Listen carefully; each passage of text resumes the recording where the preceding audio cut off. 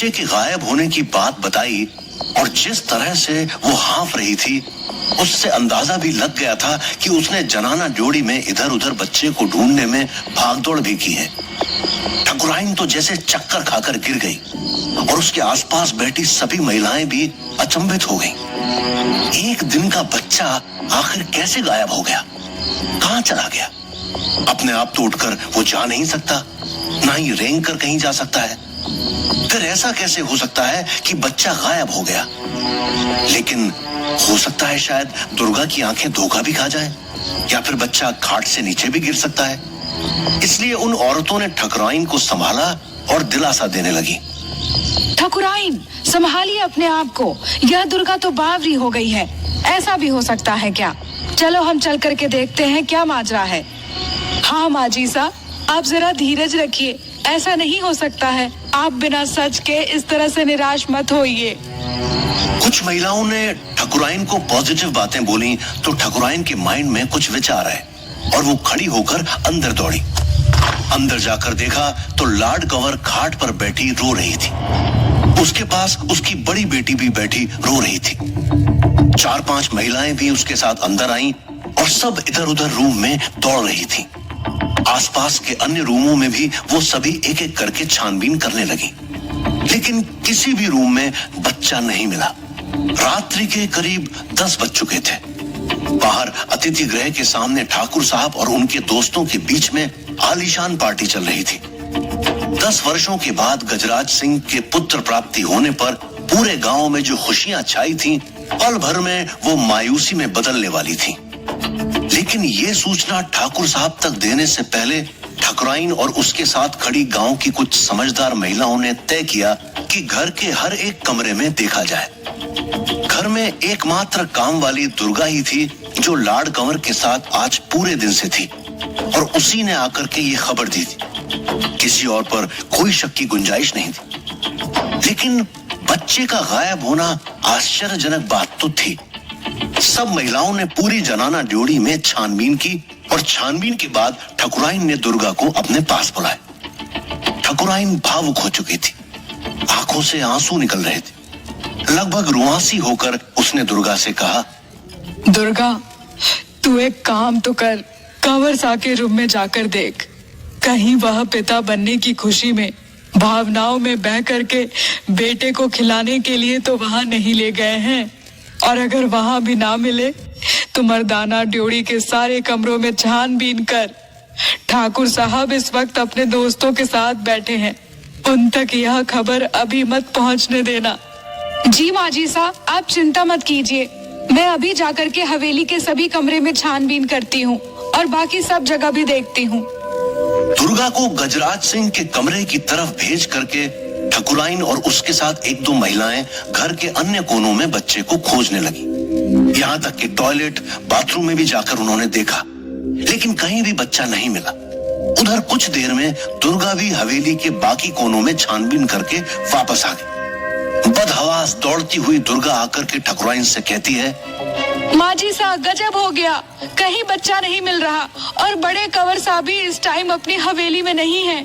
कहीं ऐसा तो नहीं कि वह बच्चे को गोद में लेकर के खुशी खुशी बाहर निकल गए हो, क्योंकि इस वक्त उनका घर में ना होना भी चिंता की बात है।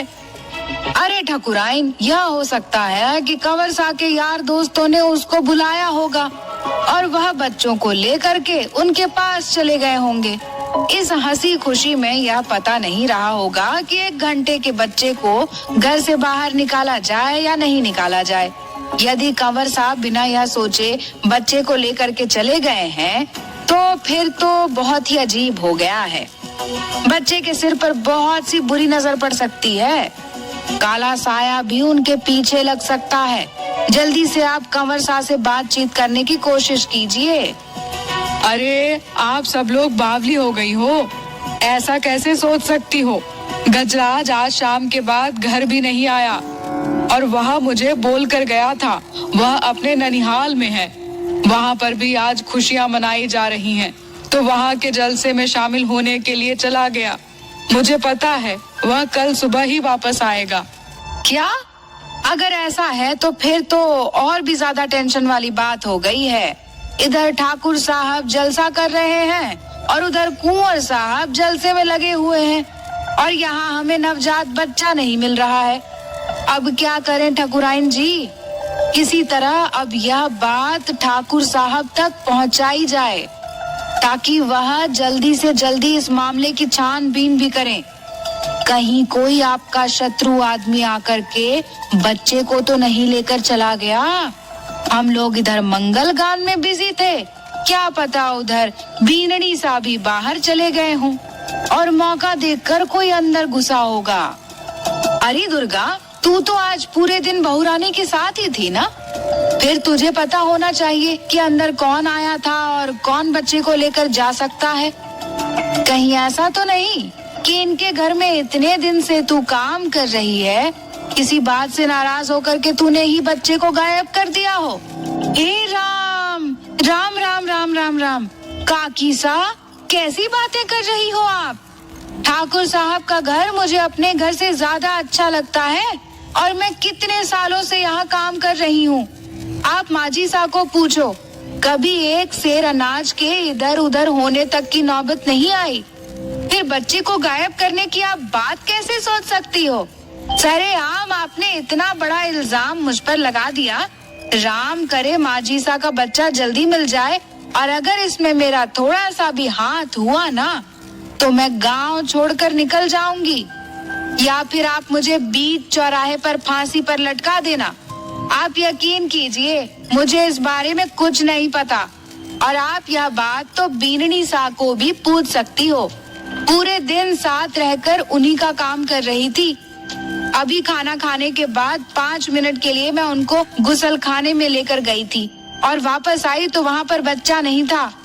आप बात कीजिए उनसे, बता देंगे आपको मेरे बारे में कि दिन भर मैं कहाँ थी और क्या कर रही थी। नहीं बहन, दुर्गा ऐसा ना कर सकती। मुझे दुर्गा पर पूरा विश्वास है, वो बेटी की तरह इस घर का ध्यान रखती है। फिर तो इस बात को ठाकुर साहब को जल्दी से जल्दी बतानी होगी, कहीं देर ना हो जाए। हाँ माजी सा, काकी सा ठीक बोल रही हैं। आप कहो तो मैं अभी जाकर ठाकुर साहब को यह खबर दे दूं, क्योंकि जो बच्चे को लेकर के गया होगा वह इतनी जल्दी तो गांव से बाहर नहीं जा सकता और जाएगा भी तो कितनी दूर। ठाकुर साहब अपने आदमी पीछे भेज करके उनको पकड़ भी सकते हैं, लेकिन ज्यादा टाइम लगा तो फिर कुछ नहीं हो सकता।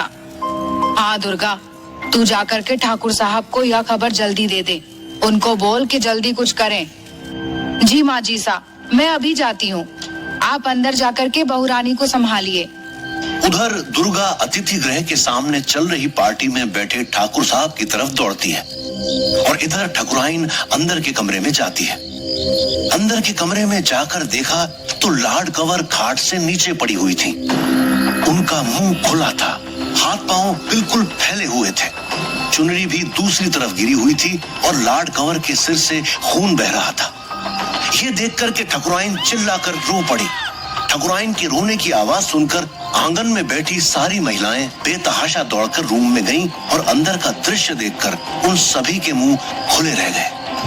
बहू रानी की हालत देख करके साफ अंदाजा लगाया जा सकता था कि उनके प्राण भी निकल चुके हैं।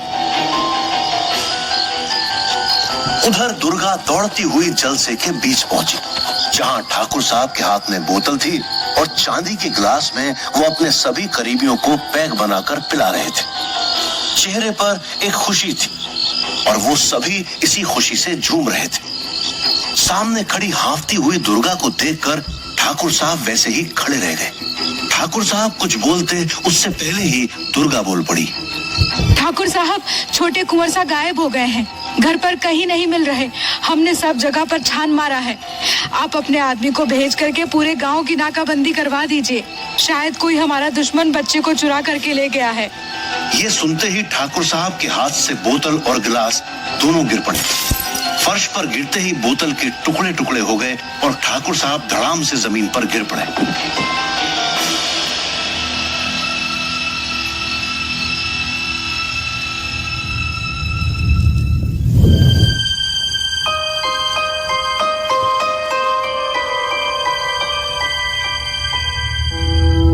दुर्गा के मुंह से बच्चे के गायब होने की बात सुनकर ठाकुर साहब जमीन पर गिर चुके थे और जनाना ड्योढ़ी से अब एक साथ कई महिलाओं के रोने की आवाज आने लगी, जबकि ठकुराइन तो दहाड़ मारकर रोने लगी थी। गजराज सिंह की बड़ी बेटी जो अपनी माँ के साथ अब तक बैठी हुई थी, वो भी कोने में दुबकी हुई सिसक सिसक कर रो रही थी। कुछ महिलाओं ने साहस किया और आगे बढ़ी, जबकि ठकुराइन जमीन पर बैठकर बेतहाशा रो रही थी। अरे सुखी, इधर तो आ, देखे तो सही हुआ क्या है। कहीं बच्चे के गम में बहू रानी ने आत्महत्या तो ना कर ली। राम राम। नहीं बहन, बहू रानी ऐसा नहीं कर सकती। पहले भी हमने देखा है, 4 बार बेटियों को जन्म देकर भी हमेशा खुश रहती है। जब भी हम हवेली में आते हैं ना, तो हमारा स्वागत सत्कार करती है। त्योहार उत्सव पर खूब हंसकर खुशी खुशी के साथ हमारा सारा काम करती है। वह इतनी कमजोर तो नहीं हो सकती।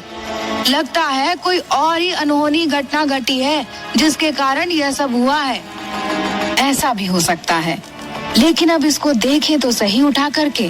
ठकुराइन की हालत खराब हो चुकी है, इनसे तो हाथ लगाया नहीं जाएगा। हम ही देखते हैं क्या हुआ है। चलो 1-2 आओ, सब मिलकर के खड़ी करने की कोशिश करते हैं। मुझे लग रहा है कि सांसें चल रही हैं अभी। सब औरतें मिलकर लाड कंवर को उठाती हैं और वो चेक करती हैं तो उसकी सांसें अभी चल रही थी। ये देखकर सबकी थोड़ी हिम्मत बंधी कि वो अभी जीवित है। लाड कंवर को उठाकर बिस्तर पर सुलाया गया तो पता चला कि उसके सिर के पिछले हिस्से में चोट आई हुई थी, जहां से खून बह रहा था। उल्टा लिटाकर खून बंद करने के इलाज के लिए सब सोचने लगे और एक महिला ने ठकुराइन को पकड़कर खड़ा किया। अरे ठकुराइन जी, आप चिंता ना करें, बहू रानी ठीक है। शायद खाट से वह नीचे गिर गई और उसके सिर में चोट लग गई, इसीलिए यह खून बह रहा है। गांव के वैद्य जी को बुला करके जल्दी से इसके पट्टी करवाई जाए।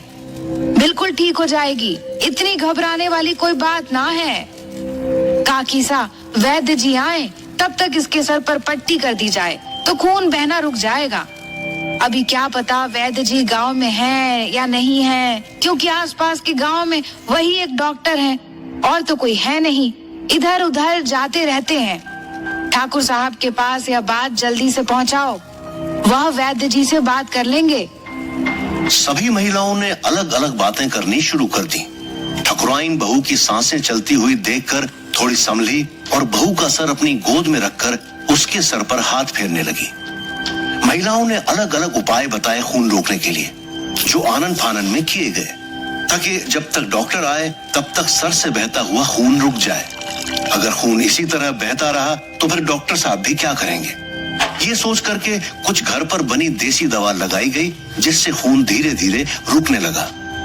अब उन महिलाओं के बीच में कानाफूसी होने लगी कि बच्चा गायब हुआ, भौरानी के सर में चोट आई है, तो जरूर इस हवेली पर कोई काला साया है, जिस कारण से ये सब अनहोनी घटना हो गई है। साथ ही ये बातें भी जुड़ने लगी कि हो सकता है कि कोई ठाकुर साहब का दुश्मन हो जिसने ये काम किया हो। उधर मस्ती में झूम रहे सभी परिवारजनों और ठाकुर साहब के करीबी मित्र ठाकुर साहब के गिरने की आवाज सुनकर दंग रह गए और सब अपने हाथ में पकड़े हुए ग्लास वैसे के वैसे जमीन पर फेंककर ठाकुर साहब की तरफ दौड़े। सबने ठाकुर साहब को संभाला। 2-4 लोगों ने पकड़कर ठाकुर साहब को कुर्सी पर बिठाया और पानी के छींटे उनके मुंह पर मारे। हड़बड़ाकर ठाकुर साहब ने आंखें खोली। उनकी आंखों से आंसू बह रहे थे। ठाकुर साहब, ये क्या? आप इतने साहसी आदमी हो, इस तरह से निराश थोड़ी ना होते हैं। कुछ कीजिए जल्दी, आप इस तरह से टूट जाएंगे तो फिर बाकी लोगों को कौन संभालेगा? हाँ ठाकुर साहब, ऐसे नाजुक समय में आपका इस तरह से हताश होना उचित नहीं है। साहस दिखा करके आपको छोटे कुंवर साहब की खोज भी करनी है और घर के बाकी लोगों को भी संभालना है। तो आप खुद को मजबूत रखिए, बाकी पूरा गांव आपके साथ है, हम सब लोग आपके साथ हैं। देवी माँ की बरसों बाद कृपा हुई है तो कुछ अनर्थ नहीं होगा। ईश्वर पर विश्वास रखिए और खुद को मजबूती से खड़ा रखिए। हाँ बड़े पापा, काकू सा ठीक कह रहे हैं। आप अंदर जाके माँ सा को संभालिए, शायद इस सब में से वो भी टूट ना जाए, क्योंकि वो आपसे ज्यादा भावुक है। मैं आदमियों को भेजता हूँ और खुद भी जाता हूँ, पूरे गांव की नाकाबंदी कर देता हूँ। अभी साथ में पुलिस को भी फोन कर दूंगा। आप इत्मीनान रखिए और खुद को संभालिए, इस तरह से हताश मत होइए। ठाकुर साहब आंखें तरेर कर सभी लोगों को देख रहे थे, लेकिन उनके मुंह से कोई शब्द नहीं निकल रहा था। उनका मुंह अभी तक खुला था और हाथ पांव बिल्कुल शिथिल पड़े हुए थे। उन्होंने इशारा किया तो एक ने उनको पानी पिलाया।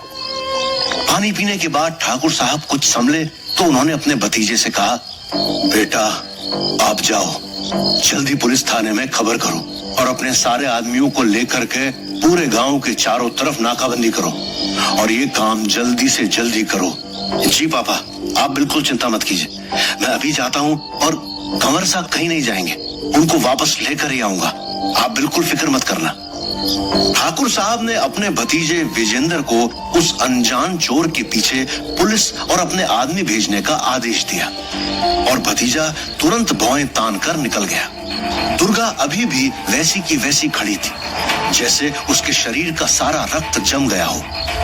तभी अंदर से एक औरत आई, लंबा सा घूंघट निकाले हुए। आकर के उसने दुर्गा के कान में कुछ कहा। ठाकुर साहब और बाकी लोग उस महिला की तरफ देखने लगे। रिवाज के अनुसार वो महिला इतने लोगों के सामने बोल नहीं सकती थी, इसलिए ठाकुर साहब इंतजार कर रहे थे कि दुर्गा और कौन सा संदेश सुनाएगी। ठाकुर साहब, अंदर बहुरानी को चोट आई है, शायद बच्चे के गम में वह गिर चुकी हैं, इसीलिए आप डॉक्टर को बुलाइए। डॉक्टर साहब के पास तो मोबाइल है और आपके पास भी है, तो उनको आप तुरंत फोन करके बुला लीजिए। उनके सर से खून बह रहा है, ऐसा अंदर से माजी शाह ने कहा है। ठाकुर साहब अभी एक दुखद घटना से उभरे नहीं थे कि दूसरी दुखद घटना आ गई और ये सुनकर के सभी लोग अचरज में पड़ गए कि अचानक से ये क्या हुआ। बरसों के बाद इस घर में आई खुशियां पल भर में ही क्यों चली गई। ठाकुर साहब ने अपना मोबाइल निकाला और तुरंत डॉक्टर साहब को कॉल किया। डॉक्टर साहब, मैं ठाकुर भवानी सिंह बोल रहा हूँ, आप जल्दी से हवेली आ जाइए, बहुरानी को कुछ प्रॉब्लम हुई है। जी ठाकुर साहब, आप चिंता मत कीजिए, मैं अब भी आया। उधर ठाकुर साहब के भतीजे विजेंद्र सिंह ने अपने 50 लठैतों को गांव के हर रास्ते पर नाकाबंदी के लिए भेज दिया। गांव के चारों तरफ हाथों में लंबे लंबे लठ लेकर ठाकुर साहब के आदमी इधर उधर छानबीन कर रहे थे। सूचना आग की तरह गांव में फैल चुकी थी, क्योंकि रात का टाइम था और इस टाइम लगभग गांव के लोग खाना खाने के बाद चहलकदमी करने गांव की गलियों में निकलते हैं। बहुत से लोग चौपाल पर बैठकर आपस में विचार विमर्श चर्चा भी करते हैं। इसी कारण बहुत से लोग विजेंद्र सिंह को घर के बाहर ही मिल गए और एक एक करके वो सारे लोग विजेंद्र के साथ होने लगे। कुछ ही समय में सैकड़ों लोग गांव के चारों तरफ जाने वाले हर रास्ते पर हाथों में लाठियां लेकर इधर उधर हर आने जाने वाले का इंतजार करने लगे और अनजान चोर को नजर गड़ाकर ढूंढने लगे। विजेंद्र के कहने पर गांव के बाहर भी लोग दौड़ दौड़ के देखने लगे कि जो रास्ता एक गांव से दूसरे गांव जाता है उस पर कोई अभी अभी गया हो तो उसका भी पीछा करें। ऐसा सोचकर सभी भागदौड़ करने लगे। इधर ठाकुर साहब सोच में डूबे थे कि अचानक से एक आदमी गिड़गिड़ाता हुआ हवेली में प्रवेश करता है। रोते हुए उस आदमी को देखकर ठाकुर साहब ने कहा, क्या हुआ रतन, इस तरह से रो क्यों रहा है? गजब हो गया ठाकुर, 5 बेटियों के बाद एक बेटा हुआ था, अभी 2 ही दिन का था कि कुछ देर पहले अचानक घर से गायब हो गया। सब जगह छान मारा लेकिन कहीं पता नहीं चला। माई बाप, आप गांव के सरपंच हो, हम तो साधारण आदमी हैं, कुछ कीजिए माई बाप। क्या रतन, यही तो मेरे साथ हुआ है, मेरा भी पोता गायब हो गया। इसका मतलब ये घटना गंभीर है, इसकी तह तक जाना बहुत जरूरी है। तुम चिंता मत करो, गांव के हर रास्ते पर आदमी भेजे हुए हैं और पुलिस भी आ रही है, सब ठीक होगा। घर जाओ और घर वालों को संभालो। जी ठाकुर साहब, आप जल्दी कुछ कीजिएगा। रतन निकल जाता है, लेकिन इस तरह से एक साथ 2 बच्चों के गायब होने की खबर ने ठाकुर और बाकी सबको सोचने पर मजबूर कर दिया। तभी ठाकुर का मोबाइल बजा। ठाकुर ने देखा तो विजेंद्र का कॉल था। हाँ बेटा, बोल। बड़े पापा, इधर मोहल्ले में एक और बच्चा गायब है, लगता है ये कोई बड़ी भयानक समस्या आई है गांव में। हाँ बेटा, वो रतन का ना, अभी अभी वो आकर गया है मेरे पास। नहीं बड़े पापा, ये तो आपने नई खबर सुनाई है, इधर धनीराम के पोता हुआ था, वो भी गायब हो गया है। क्या? ये क्या हो रहा है हमारे गांव में? तुमने पुलिस को सूचना दी कि नहीं? हाँ, कॉल कर दिया है। पुलिस बस पहुंचती ही होगी और हम लोग भी पूरी चौकसी के साथ तलाशी कर रहे हैं। इधर विजेंद्र ठाकुर से बात कर रहा था कि अचानक गांव का एक व्यक्ति दौड़ता हुआ विजेंद्र सिंह के पास आता है, जो कि गांव के बाहर के सबसे बड़े चौराहे पर 5-7 आदमियों के साथ खड़ा था। क्या हुआ रावत, तुम इतना हाफ क्यों रहे हो? इस तरह से दौड़कर आ रहे हो? कुछ देखा तुमने? हाँ बड़े भैया, शमशान की तरफ जाने वाले रास्ते पर एक औरत भागी जा रही है। मैं अकेला था उधर, तो मैंने सोचा कि मैं आपको खबर दे दूं। अगर हम 4-5 लोग उसके पीछे जाएं तो हम उसको पकड़ सकते हैं। और जिस तरह वो भाग रही थी, मुझे लगता है कि वही चोर है जो हमारे कंवर साहब को लेकर गया है। बड़े पापा, मैं आपको बाद में कॉल करता हूँ। अभी लगता है कि हमारी ये प्रॉब्लम जल्दी ही खत्म हो जाएगी।